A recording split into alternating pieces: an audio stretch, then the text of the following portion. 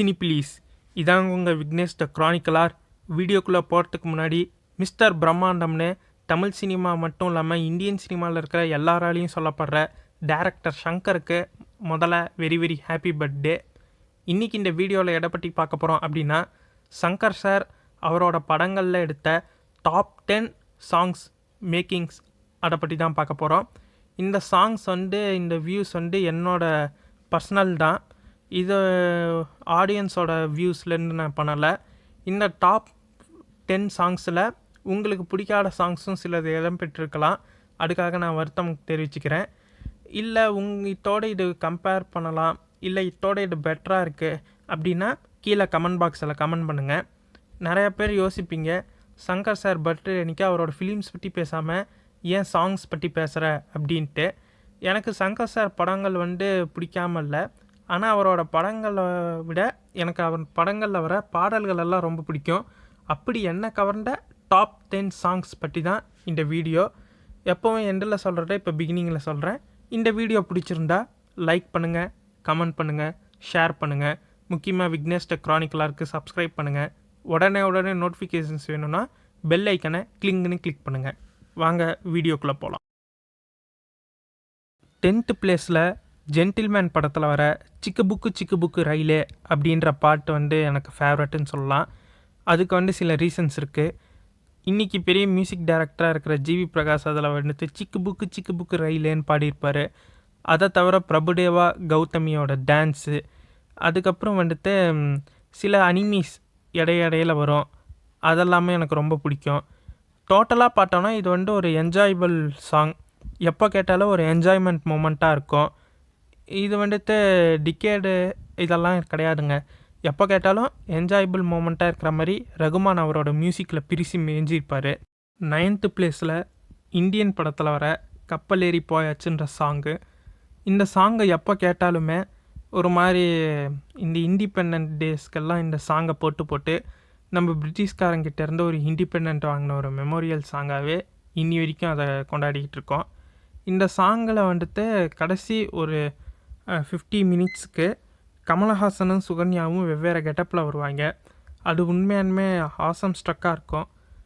அதை தவிர இந்த பாட்டு பர்சனலாகவே இண்டிபெண்டன்ஸ் டேக்கு யூஸ் படுத்துறதுக்காக இன்னுமே இண்டிபெண்டன்ஸ் டே ஆனால் இந்த பாடல்களை ஒலிக்காட இடமே இல்லைன்ற அளவுக்கு ரகுமானோட மியூசிக், சங்கரோட பிரம்மாண்ட விஷுவலைசேஷன் எல்லாமே உபயோகிச்சிருப்பாங்க. ஸோ கப்பல் ஏறி போயாச்சுக்கு 9th. 8th பிளேஸ் முதல்வன் படத்தில் வர முதல்வனேன்ற பாட்டுக்கு. முதல்வன் படத்தை பற்றி சொல்லவே வேணாம். செம ட்ரமாட்டிக்கான ஒரு ஃபேண்டசி ஃபிலிம். அந்த மாதிரி ஒரு ஃபிலிம் ரியாலிட்டியில் நடக்காதான்ட்டு எத்தனையோ நாளெல்லாம் நம்ம எல்லாம் ஏங்கியிருக்கோம். அப்படிப்பட்ட ஒரு நல்ல ஃபிலிம் சங்கர் சாரோட ப்ரொடியூஸ் கம் டைரக்ஷனில் வந்தது. இந்த படத்தில் முதல்வனேன்ற பாட்டு கான்செப்டாக நல்லாயிருக்கும். விஷுவலைசேஷனாக பார்த்தா இதுக்கு முன்னாடி அவரோட படங்களில் பிரம்மாண்டத்தை விட ரொம்ப கம்மியாக தான் இருக்கும். தென் இந்த படத்தில் எத்தனையோ மறக்க முடியாத பாடல்கள் இருக்குது. ஆனால் எனக்கு அந்த பாட்டு எல்லாத்தையும் விட முதல்வனே பாட்டு ரொம்ப பிடிக்கும். 7th பிளேஸில் 2 பாட்டு இருக்குது. இந்த பாட்டு காதலன் படத்தில் இடம்பெற்றிருக்கு. இது சங்கர் சாரோட செகண்ட் ஃபிலிமு. இந்த படத்தில் வர முக்காபில்லா பாட்டில் கடைசியில் வர அந்த கிராஃபிக்ஸ் இந்தியாவில் அப்போ இருந்த எல்லாரையுமே வாயை பழக்க வச்சுது. ஏன்னா ஒரு ஹாலிவுட்டுக்கு நிகரான கிராஃபிக்ஸ் அந்த சில நொடிகளில் சங்கர் சார் காட்டியிருப்பார். அதுக்கப்புறம் ஊர்வசின்ற பாட்டில் ஒரு பெரிய கிளாஸாலேயே ஆன பஸ்ஸை அப்போ உலா விட்டுருப்பார். இன்றைக்கி அதெல்லாம் நமக்கு சாதாரணமாக தெரிஞ்சாலும் 90s சமயத்தில் அது ஒரு பெரிய பிரம்மாண்டமாகவே தெரிஞ்சுது. இந்த காரணம் அந்த படத்தை சுமாராக இருந்தாலும் மறுபடியும் தேட்டரில் எல்லாரையும் போய் பார்க்க வச்சதுக்கான காரணம் ஏஆர் ரகுமான் சாரோட மியூசிக் வேறு லெவலில் இருக்கும். 6th பிளேஸ் ஜீன்ஸ் படத்தில் வர கண்ணோடு காண்படலாம்ன்ற சாங்கு. இன்றைக்கி மோஷன் கேப்சரிங்கை நம்ம பார்த்துக்கிட்டு இருக்கோம். கோச்சடையான் படம் கூட மோஷன் கேப்சரிங் ஸ்டீரியோஸ்கோபிக் அனிமியில் தான் எடுத்தாங்க அப்படின்னு சொல்கிறாங்க. ஆனால் 98ல் ஒரு சாங்குக்கு இதை பயன்படுத்தினார் சங்கர் சார். அப்போ எல்லாருமே அரண்டு போயிட்டாங்க. அதில் ரஹ்மான் மியூசிக், ஐஸ்வர்யா ராய் டான்ஸ் எல்லாமே சூப்பராக இருக்கும். இப்போ கூட பார்த்தாலும் ஒரு மேஜிக்கல் ஃபீல் வர மாதிரி ஒரு நல்ல சாங் அது. அதை தவிர்த்து பார்த்தோன்னா இந்த படத்துலேயே வந்துட்டு மோஷன் கேப்சரிங் டெக்னாலஜி அங்கங்கே நிறையா இடத்துல பயன்படுத்தியிருப்பாங்க. நிறையா பேர் வந்து ஜீன்ஸ் படத்தை வந்துட்டு ஒரு தமிழ் ப்ரொடியூசர் தான் தயாரித்தார், இந்தியன் ப்ரொடியூசர் தயாரித்தாருன்னு நினச்சிட்ருக்காங்க. ஆக்சுவலாக பார்த்தா ஜீன்ஸ் படத்தோட ப்ரொடியூசர் யாருன்னா அசோக் அமிர்த்ராஜன்ட்டு, ஹாலிவுட் ஸ்டுடியோவில் one of the biggest member. So இந்த பாட்டு வந்துட்டு எனக்கு ரொம்ப பிடிச்ச பாட்டு. அதனால் 5th பிளேஸ்க்கு வந்து 2 சாங்ஸ் செலக்ட் பண்ணியிருக்கேன். ஒன்று வந்து சங்கர் சாரை வந்துட்டு யூனிவர்சலாகவே தெரிய வச்ச எந்திரன் படத்தில் வர அரிமா அரிமா. இது வந்து ஒரு மாதிரி மெஜஸ்டிக்கான ஒரு லவ் சாங்குன்னு சொல்லலாம். ரொம்பவே சூப்பராக இருக்கும். Making, designing, visual effects, Rahman music எல்லாமே பட்டை கலப்போம். அதுக்கப்புறம் இன்னொரு சாங் வந்து ரீசெண்டாக ரிலீஸ் ஆன 2.0 ஃபிலிமில் வர எந்திர லோகத்து சுந்தரியே. இந்த ரெண்டுமே வந்துட்டு கிட்டத்தட்ட ஒரு பிரம்மாண்ட உலகத்துக்குள்ளே இருக்கிற மாதிரி ஒரு ஃபீல் தான் கொடுக்கும். அந்தளவுக்கு கிராண்டியரான செட்ஸு, ரஜினி சாரோட ஆக்டிங்கு, ரஹ்மானோட மியூசிக்கு எல்லாமே பட்டையை கிளப்பியிருக்கோம். ஸோ இந்த 2 பாடல்களுக்கும் நான் வந்து 5th பிளேஸ் கொடுக்குறேன். இந்த படத்தில் வர வேறு ஏதாச்சும் சாங்ஸ் இருந்தால் அதை பற்றி கீழே உங்கள் ஃபேவரட்டாக இருந்தால் அதை பற்றி கீழே கமெண்ட் பாக்ஸில் கமெண்ட் பண்ணுங்கள். 4th பிளேஸில் அன்னியின் படத்தில் வர ரண்டக்க ரண்டக்க பாட்டு. இது வரைக்கும் கண்டினியூஸாக ரஹ்மான் சாரோடய ஒர்க் பண்ணிட்டு இருந்த சங்கர் சார் வந்துட்டு அன்னியின் படத்துக்காக முதல் முறையாக ஹாரிஸ் ஜெயராஜோட கூட்டணி வச்சார்.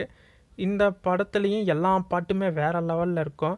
ரஹ்மான் சாருக்கு ஈக்குவலாகவே ஹாரிஸ் ஜெயராஜ் சார் மியூசிக் போட்டாருன்னு சங்கரே ஒரு பேட்டியில் சொல்லியிருந்தார். இந்த படத்தில் எல்லா பாட்டுமே ஒவ்வொரு ஸ்டைலில் ஒவ்வொரு ஜான்ராவில் இருந்தாலும் ரண்டக்க ரண்டக்க ஒரு கம்ப்ளீட் ஃபோக் தீமில் நல்ல ஒரு ஃபோக் சாங்காக இருக்கும். அதை தவிர ஊரில் இருக்கிற வீடு, டேமு, லாரி, பாறை, ரோடு எல்லாத்துக்கும் பெயிண்ட் அடிச்சிருப்பாங்க. சின்ன வயசில் அன்னியன் படத்தை தேட்டரில் பார்க்கும்போது அந்த படத்தில் வர சீன்ஸை விட இந்த பாட்டை தான் மறுபடியும் பார்க்கணுன்ட்டு ரொம்ப ஆசைப்பட்டேன். ஸோ ரண்டக்க ரண்டக்க பாட்டுக்கு 4th பிளேஸ்.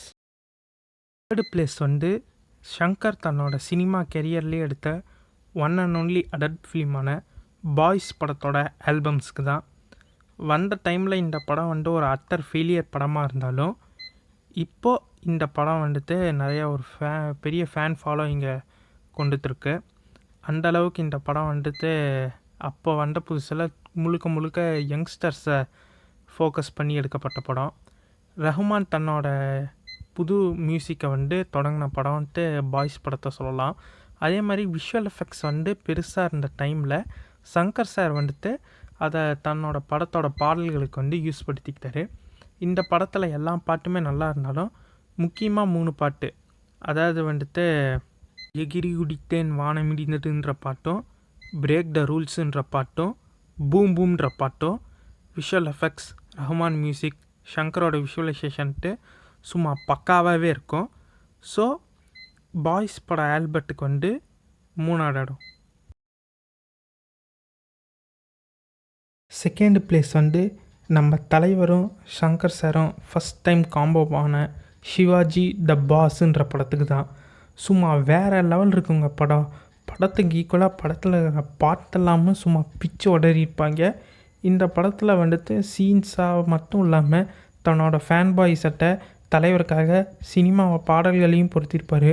ஒவ்வொரு பாட்டுமே Rahman music, KV Anand camera, ரசூலோட சவுண்ட் மிக்சிங், விஷுவல் எஃபெக்ட்ஸு எல்லாம் பக்காவாக இருக்கும்.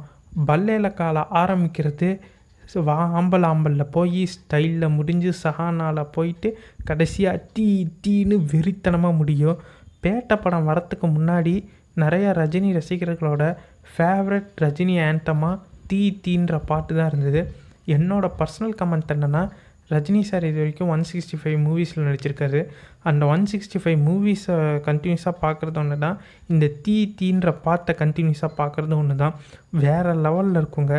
சினிமாவும் சரி பாட்டும் சரி சிவாஜியை வந்து வேறு லெவல் கொண்டு போயிருக்கு. இதுக்கு 2nd பிளேஸ் கொடுத்ததுக்கு அநேகமாக நிறைய பேர் திட்டுவாங்க. இருந்தாலும் இதை காட்டிலும் பெட்டராக ஒன்று இருக்கிறதுனால சிவாஜி த பாஸ் படத்துக்கு வந்து 2nd பிளேஸ். 1st பிளேஸ் எல்லாருமே ரொம்ப ஆச்சரியப்படுவீங்க. எஸ், 2015 வந்த ஷங்கரின் ஐ அந்த படத்துக்கு தான். வந்த புதுசில் இந்த படம் வந்து ஆவரேஜாக தான் போச்சு. எல்லாருமே திட்டினாங்க, ஷங்கர் இப்படி படம் பண்ணியிருக்க வேணான்ட்டு. Full and full negative comments தான் வந்தது. ஆனால் அதெல்லாம் மீறி விக்ரம்ன்ற நடிகனும் சங்கர்ன்ற டைரக்டரும் சோட போகாதவங்க அப்படின்ட்டு இந்த படம் நிரூபிச்சதுன்னு தான் சொல்லணும். ஏன்னா பாட்டு எல்லாமே ஒவ்வொன்றும் விஷுவலாக வேறு லெவலில் இருக்குங்க. ஏஆர் ரஹ்மானோட மியூசிக்கு, பிசி ஸ்ரீராம் சாரோட கேமரா, சங்கர் அதுக்குள்ளே இருந்த விஷுவலைசேஷன், ஸ்ரீனிவாஸ் மோகன் கிராஃபிக் டிசைனர் அவரோட விஷுவலைசேஷன் எல்லாமே சேர்ந்து பக்காவாக ஒரு படத்தை வந்துட்டு படத்தோட பாடல்களை எப்படி தரணுமோ அப்படி தந்திருக்கோம். கம்ப்ளீட் சேட் பஸ்டர்ஸாக 2015 ஐ ஆல்பமும் இருந்தது. அதில் சந்தேகப்படப்படி ஒன்றுமே இல்லை. இந்த படத்தை பார்த்தவங்க எல்லாமே பாட்டுக்காகவே மறுபடியும் இன்னொரு தடவை பாட்டு தானே சொன்னாங்க. ஆனால் அந்த பாட்டுக்கு காட்டின அக்கறையை வந்துட்டு படத்து மேலே காட்டுறதுனால படம் ஃப்ளாப் ஆச்சுன்னு தான் சொல்லணும். இருந்தாலும் பாடல இது வரைக்கும் சங்கர் சார் எடுத்த படங்களில் இருக்கிற எல்லா பாட்டை விடவும் ஐ படத்தோட ஆல்பம் விஷுவலாகவும் சரி கேட்குறதுக்கும் சரி வேறு லெவல் இருக்கும். ஸோ ஐ படம் ஃபஸ்ட்டு ப்ளேஸ்.